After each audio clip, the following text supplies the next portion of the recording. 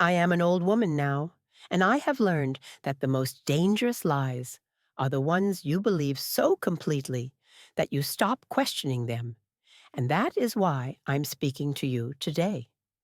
Because when I was young, I believed every word I was told about you.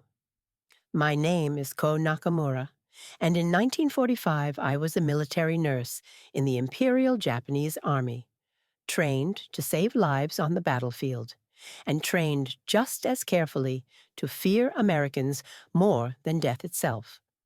We were taught that American soldiers were demons in human form, men without honor or restraint, and that if Japanese women were ever captured, we would be humiliated, tortured, and killed, and that death by our own hand would be more merciful than falling into American hands.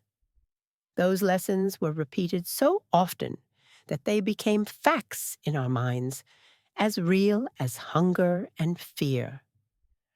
And by the final year of the war, I no longer questioned them at all. I had seen wounded men die screaming. I had watched supplies disappear.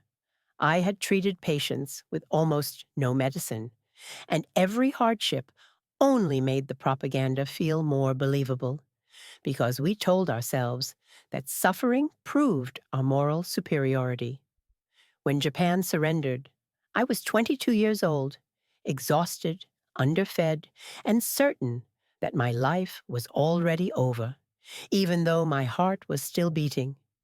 Being captured did not feel like survival to me. It felt like a delayed execution.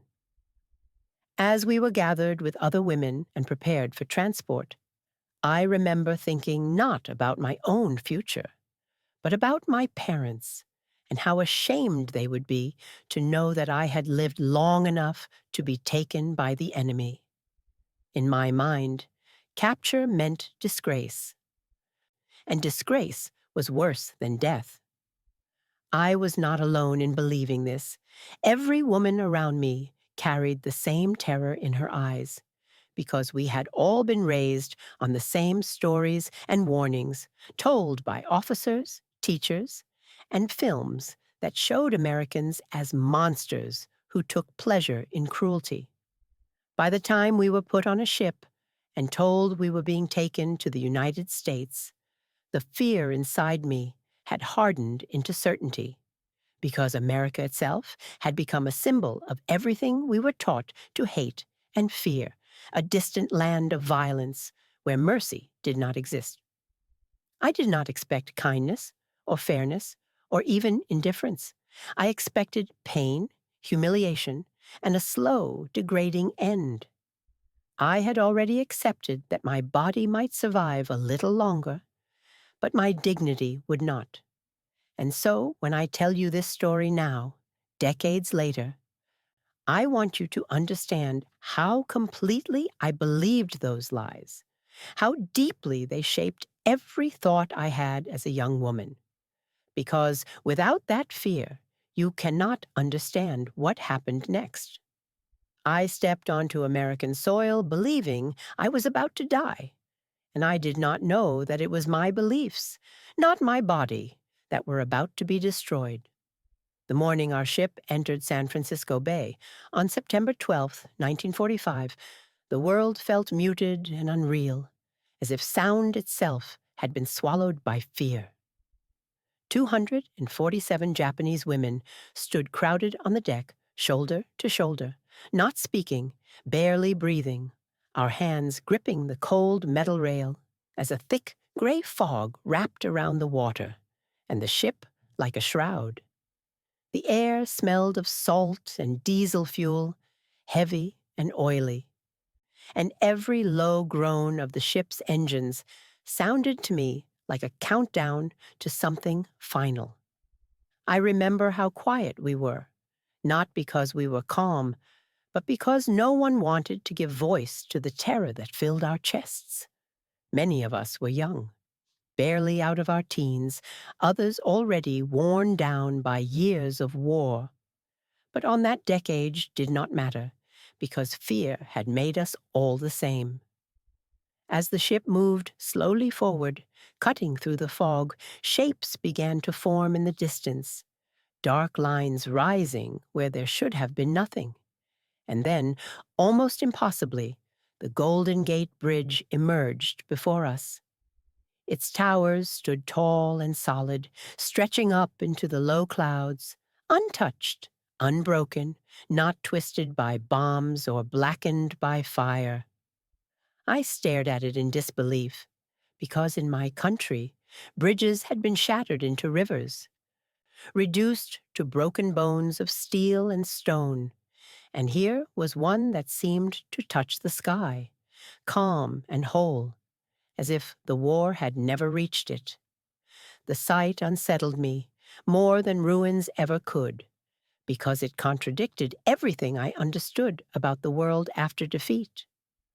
Around me, the women stared in silence, some with wide eyes, others with their heads bowed, as if looking directly at that bridge was too painful, too confusing. I could hear soft whispers move through the group like a nervous wind, fragments of fear passing from mouth to mouth. "They will kill us when we land," someone murmured, her voice shaking. Another whispered that this calm was only a trick, that the real cruelty would begin once we stepped onto American soil. No one argued, because none of us wanted to believe anything else. The fog clung to our faces, dampening our hair and clothes, and for a moment, I wondered if this gray veil was mercy, hiding us from whatever waited beyond it. Seagulls cried somewhere above us, their sharp calls cutting through the silence, and the sound made several women flinch, as if even the birds were hostile in this place. I remember thinking how strange it was that the water looked peaceful, almost beautiful, while every heart on that deck was racing with dread. We had been taught that America was a land of monsters, and now we were sailing straight into its mouth. As the ship slowed and the outlines of the harbor grew clearer, my fear did not lessen. It hardened, settling deep inside me. I told myself to remember this moment, the smell of fuel, the cold rail beneath my fingers, the bridge rising silently above us, because whatever happened next, this was the last moment before the lies I believed would be tested. When the ship finally docked and we were ordered to move, I expected shouting, rifles raised, boots striking the ground in anger, because that was how the enemy had always been shown to us, loud and violent and eager to hurt. But what waited below the gangway did not match any image I carried in my mind. American soldiers stood on the pier in loose lines, not screaming orders, not pointing weapons at us, but talking quietly among themselves, some with cigarettes in their hands, others simply watching us with expressions that were not cruel, not triumphant, but strangely neutral. As we began to descend the ramp, my legs felt weak, and every step felt like a step closer to humiliation. Yet no one rushed us, no one struck us, no one forced our heads down. I remember how confusing that silence was, how wrong it felt, because fear had prepared me for brutality, not for this unsettling calm. One soldier laughed at something another had said, an ordinary sound that cut through my terror more sharply than any shout could have. And then, as if this moment was not already unbearable, I saw one of them lift his hand and wave. It was not a mocking gesture, not a threat, just a small, casual wave, the kind a man might give to a stranger passing on the street. And that simple movement made my stomach tighten with dread, because it did not belong in the world I had been taught to expect.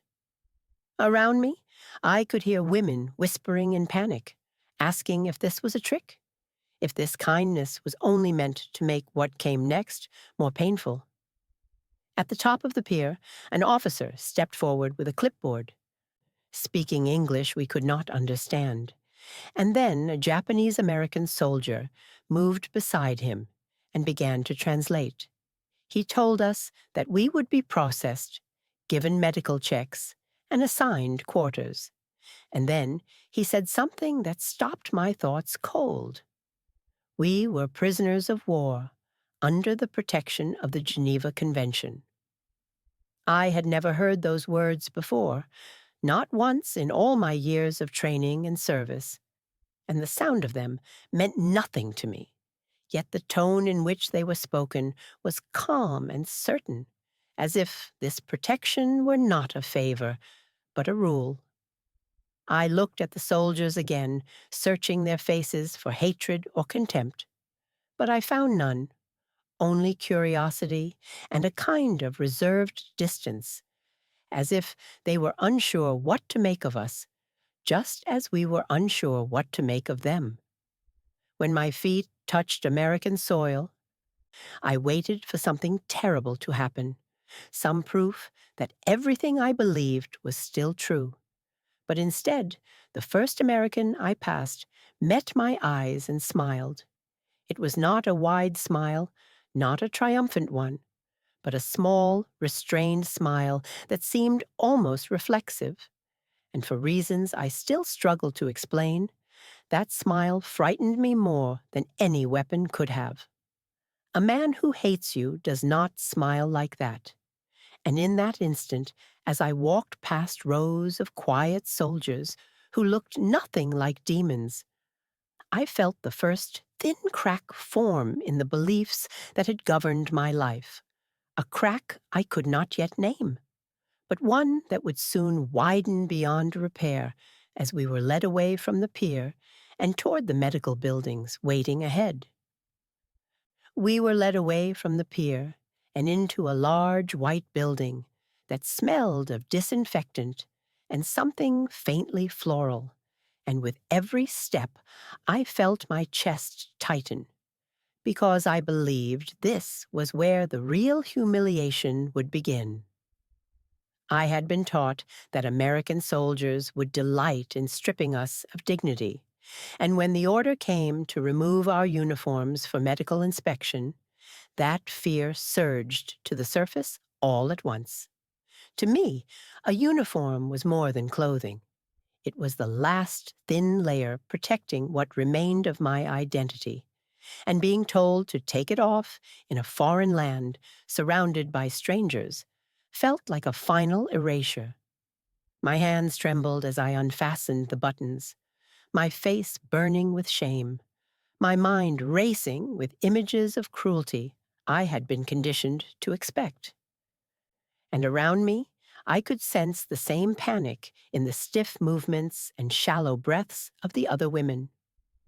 But when I finally looked up, prepared to see mocking eyes or cold indifference, I saw only women. American women, standing calmly in white uniforms, their posture professional, their faces composed and unreadable, in a way that did not feel threatening, but steady. This alone unsettled me deeply, because no one had ever warned us about women like this. Women who looked at us not as enemies or trophies, but as patients.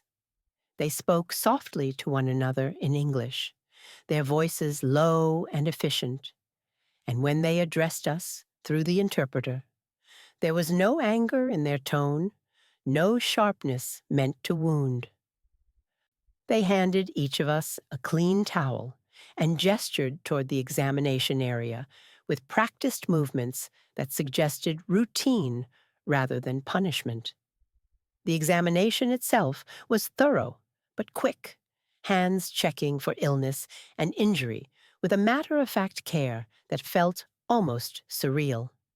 And though I was acutely aware of my own vulnerability, no one laughed, no one stared longer than necessary. No one treated my body as anything other than a body in need of assessment. I kept waiting for the moment when the mask would drop, when kindness would give way to cruelty, but it never came. Instead, what I felt was confusion layered on top of fear, a growing sense that something fundamental did not align with the stories I had been told. Then, as I stood there, trying to steady my breathing, one of the nurses noticed my shaking hands and stepped closer. She did not speak to me directly, perhaps knowing I would not understand her words, but she reached out and placed her hand gently on my shoulder, not gripping, not restraining, just resting there with quiet reassurance. That simple human contact broke something inside me. Tears came without warning, hot and uncontrollable, spilling down my face as years of tension, terror, and exhaustion collapsed all at once. And I could not stop myself from crying in front of strangers I had believed were monsters. The nurse did not recoil or pull away. She simply stayed where she was, her hand steady, her presence calm, as if my tears were not an inconvenience or a weakness, but an expected response. In that moment, my shame began to give way to something far more unsettling than fear. The realization that I was being treated with care by people I had been taught would never offer it. And as we were guided onward toward the next room, toward the showers waiting beyond, I understood that whatever was happening to us was not what I had prepared my soul to endure. When we were led into the bathing room, I expected another form of humiliation, because nothing in my life had prepared me to associate captivity with comfort. Yet the space we entered felt almost unreal in its simplicity and warmth. The room was tiled and clean, steam already hanging in the air, and along the walls were rows of metal fixtures that I did not immediately recognize as showers, because it had been so long since I had seen such a thing. A translator explained that we were to wash thoroughly and that soap was provided. And as he spoke, my eyes were drawn to the small white bars resting on shelves beneath each spout. Soap. Real soap. I picked one up slowly, half expecting it to disappear or crumble in my hand. And as my fingers closed around it, a soft, unfamiliar scent rose into the air, light and floral, nothing like the harsh substitutes we had used during the war. When I turned the handle and hot water poured over my shoulders, I gasped out loud, my body instinctively tensing, before realizing that the heat was not a threat, but a gift. I had not felt truly hot water in over a year. Not in field hospitals, not in makeshift camps, not anywhere since supplies had vanished and survival had become the only priority. Around me, I could hear other women reacting the same way. Sharp breaths, quiet sobs, nervous laughter that bordered on hysteria. And the sound of water striking tile seemed to fill the room with a strange, overwhelming energy. I began to wash, at first cautiously, then with growing urgency, rubbing the soap over my arms and neck, watching white lather bloom against skin that had been gray with grime for months. The scent of the soap surrounded me, and without warning, it pulled me backward in time, to memories I had not allowed myself to touch since the war began, to my mother's house, to clean laundry drying in the sun, to spring mornings before everything we knew was consumed by uniforms and ration lines.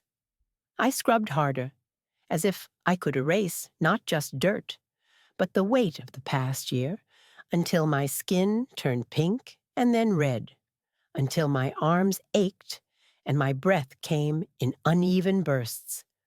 The water carried away sweat, blood, and fear, streaming down the drain in thin gray lines, and for a brief moment, I stood there, eyes closed, letting it run over my face, trying to understand what was happening to me. This was not pain. This was not punishment. No one was watching with cruel satisfaction. No one was shouting or forcing me to hurry. And that absence of violence felt more destabilizing than brutality ever could have. I realized then that something inside me was beginning to collapse. Not my body, which had learned how to endure suffering, but my certainty about the world and the enemy I thought I knew. As we were finally told to turn off the water and prepare to move on, my skin raw and clean, the scent of flowers still clinging to me, I understood with a clarity that frightened me that no one was torturing me. And yet, I was breaking all the same. And ahead of us, beyond the steam and tiled walls, waited the next shock I could not yet imagine. The first meal that would test what remained of my resolve. We were led from the warmth of the bathing room into a long hall where rows of tables had been set with white cloths, and before I even reached my seat, the smell struck me so hard that I had to stop walking, because it was richer and heavier than anything I had known for years. The air was filled with the scent of roasted meat, warm bread, butter melting, and coffee rising in thick, bitter steam. And my first thought was not hunger, but suspicion, because abundance had become something I associated with danger. American soldiers moved quietly between the tables, placing plates in front of each woman, and when one was set before me, I stared down at it as if it might explode. On the plate lay a piece of roasted chicken, its skin browned and glistening, beside a mound of mashed potatoes, smooth and pale, a slice of white bread so soft it seemed unreal, a small pat of yellow butter, and near my hand a glass of milk and a cup of dark coffee. I had not seen so much food on a single plate in 3 years, and the sight of it made my throat tighten, not with desire, but with fear. Around me, no one moved. Forks lay untouched. Eyes flicked from plate to plate, then up to the guards, searching for some sign we were missing. Someone whispered that the food might be poisoned. Another murmured that this had to be a trap, a final test before punishment. And every warning I had ever been taught rose up inside me at once. The translator spoke gently, telling us to eat, telling us it was for us. But his words felt thin against the weight of terror and disbelief pressing on my chest. My hands shook as I reached for the bread, and when my fingers pressed into it, it gave way softly, like something alive, and that simple sensation nearly undid me. I tore off a small piece, raised it slowly to my mouth, and hesitated, waiting for some instinct to scream at me to stop. But none came. When I finally bit down, the bread was warm and tender, nothing like the hard, bitter substitutes we had survived on. And for a second, my mind went blank, unable to process the reality of the taste. I swallowed, and with that single mouthful, a wave of guilt crashed over me so violently that I nearly pushed the plate away. I saw my parents' faces in my mind, thinner each month, and my younger brother scavenging for scraps among ruins, and I felt as if every bite I took here stole something directly from them. Around the table, women began to cry, some silently, with tears falling straight down into their food, others with soft, broken sounds they could not contain, and a few ate quickly, desperately, as if the meal might vanish if they slowed down. I forced myself to continue, lifting a forkful of chicken to my mouth, tasting richness and salt and warmth that felt forbidden. and each swallow was followed by the same terrible thought. My family is starving while I am being fed by the enemy.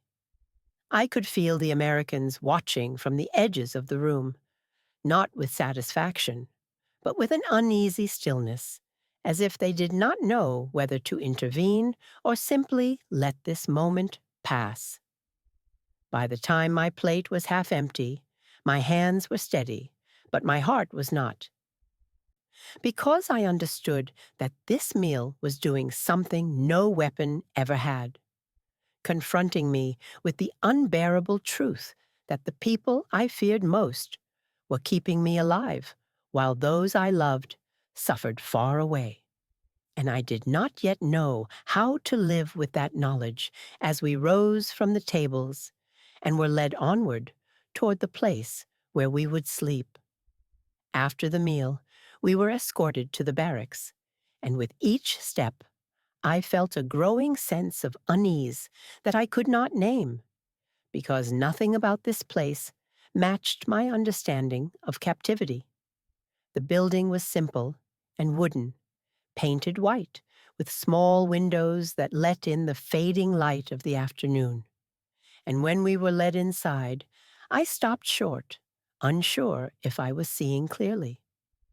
Rows of beds filled the room, real beds with metal frames, thick mattresses, pillows, and neatly folded blankets laid out with care. Not straw mats on the floor, not damp boards, not the hard ground I had prepared myself to endure. I approached one slowly, almost suspiciously, and pressed my hand down on the mattress, watching it sink and then rise again, soft and responsive in a way that felt almost intimate. I had not slept on anything like this in years, and the realization made my chest tighten, because comfort was something I no longer believed I deserved. Around me, the other women moved in cautious silence, touching blankets, sitting and standing again, as if afraid the beds might vanish if we trusted them too much. A translator explained that these were our sleeping places, that we would be given time to rest, that paper and pencils would be provided so we could write letters home if we wished. And when I heard those words, letters home, my stomach turned. The idea that I might sit on a clean bed, under a thick blanket, and write to my family while they slept among ruins felt almost obscene. I sat down anyway, because my legs would no longer hold me, and as I did, the mattress cradled my weight, supporting me without effort, and for a moment I simply stared at my hands in my lap, unable to reconcile this physical kindness with the reality of being a prisoner.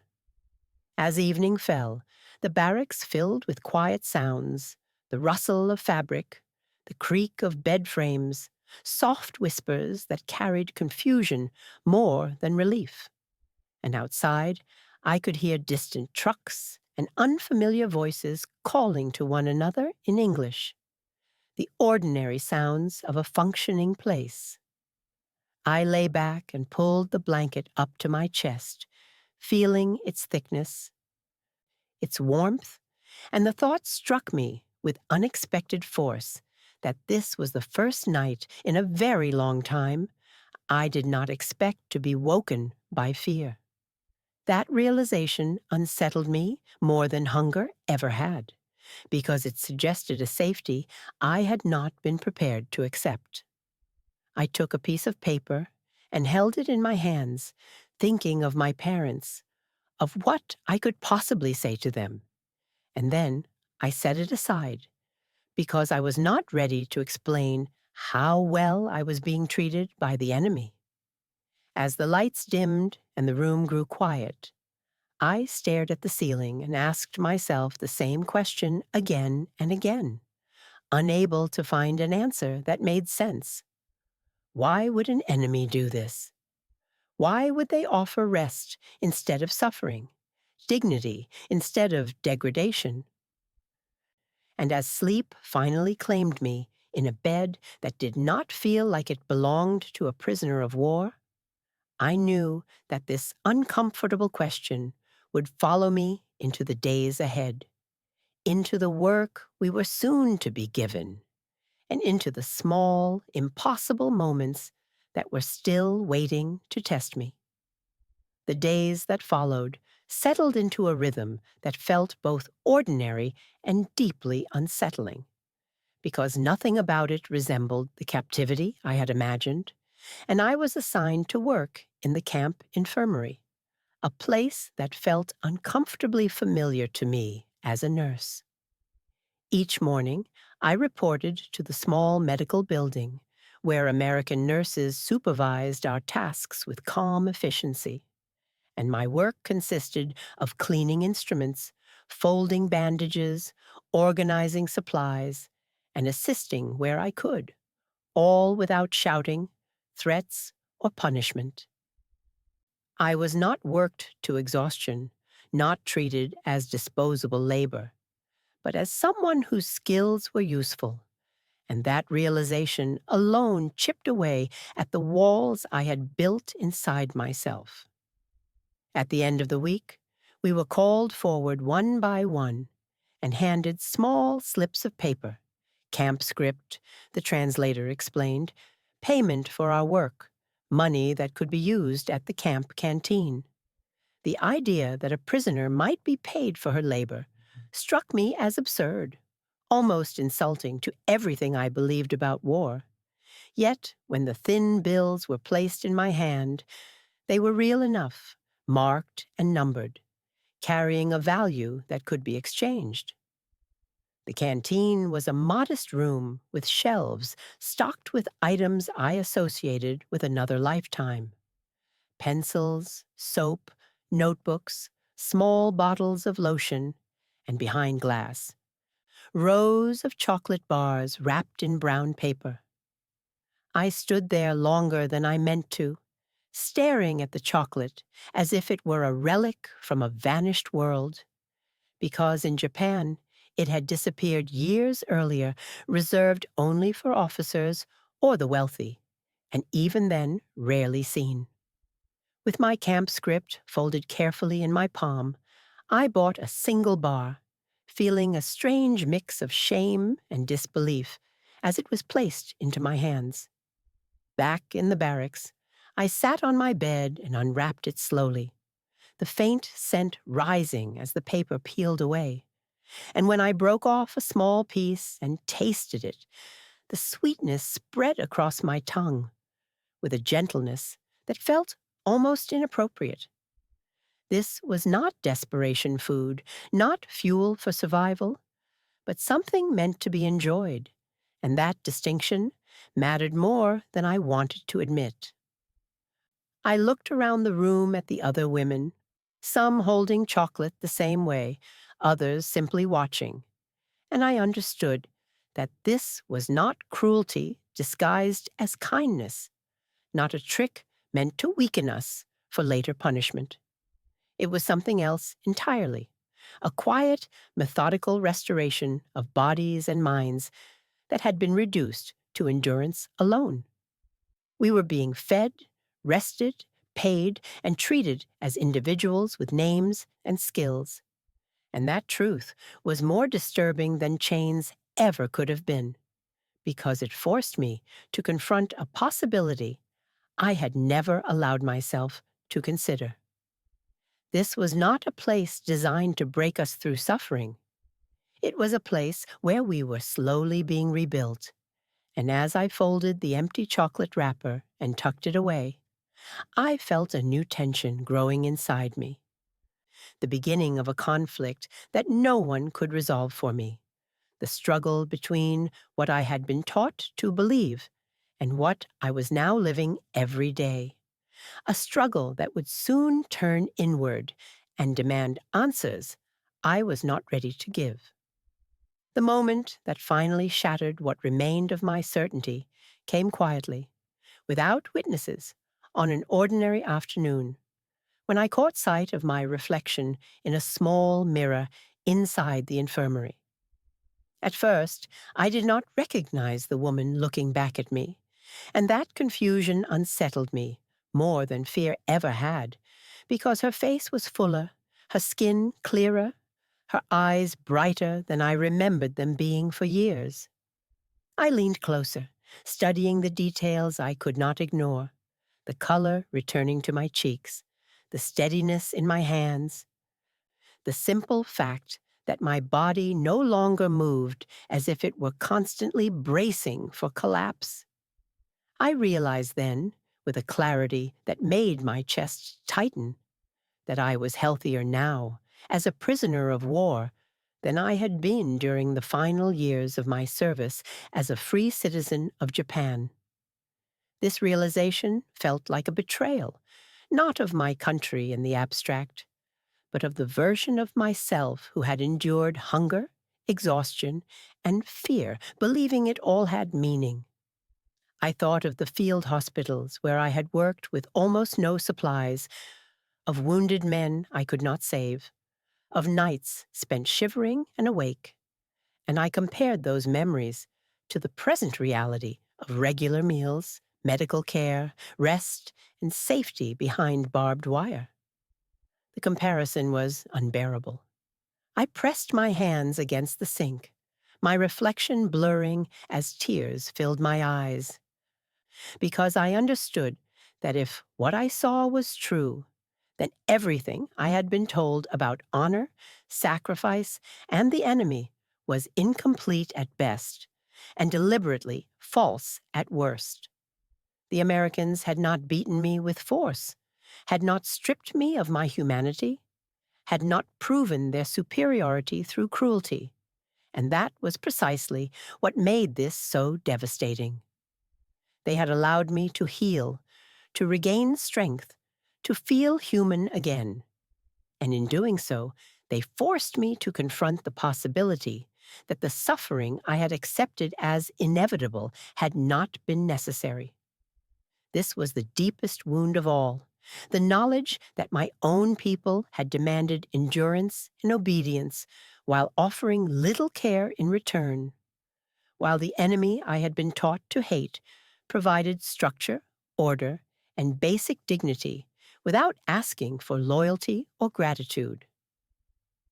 I felt torn between anger and grief, unsure where to direct either, because acknowledging this truth felt like a rejection of everything I had once believed in order to survive. Yet the evidence was undeniable, written on my own body, visible in my own reflection. I was alive, nourished, and stable, and that fact alone challenged years of propaganda more effectively than any argument ever could. Standing there, staring at myself, I understood that the Americans had not defeated me in the way I expected. They had done something far more unsettling. They had made me think, and once that process began, I knew there would be no return to the certainty I had lived with before, only a painful, irreversible reckoning that would follow me into whatever future waited beyond this camp. And into the words I would one day feel compelled to speak directly to those who had unknowingly changed me forever. Now, as an old woman looking back across the long distance of my life, I want to speak directly to you, not as an enemy, not as a symbol, but as someone who lived through the consequences of your country's power in ways I never expected. I will not deny the destruction, because to do so would be dishonest. The atomic bombs were real, the firebombing was real, and countless civilians in my country paid with their lives, including people I loved, and no story of mercy can erase that pain. But history is rarely simple, and what I learned in captivity forced me to understand that power can reveal itself in more than one form.